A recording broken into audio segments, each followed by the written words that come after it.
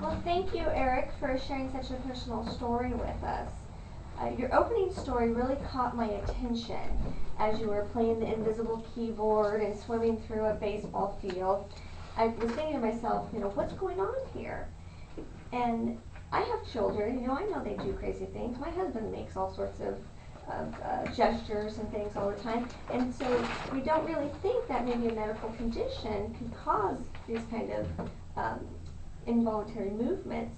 So knowing that you have Tourette's and you being very confident in telling us this story, it really does help us understand what the medical condition is and how it impacts a person's life.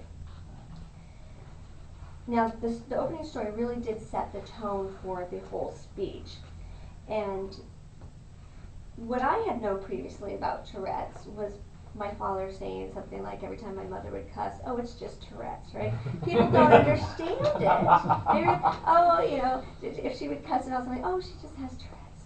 And I think that it's used in a satirical way a lot of times of, being that kind of softening, it's easy to poke fun of people but not really understand them. And so you giving us the examples of the different levels, it really does show how this can impact a person's life.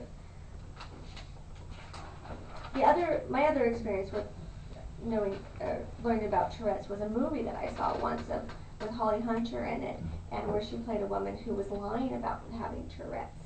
And again, she was using that extreme cussing portion. So it's not, obviously that's not what it is, and you've been able to educate all of us about that. So I think that's great that we're learning things here from speeches like yours.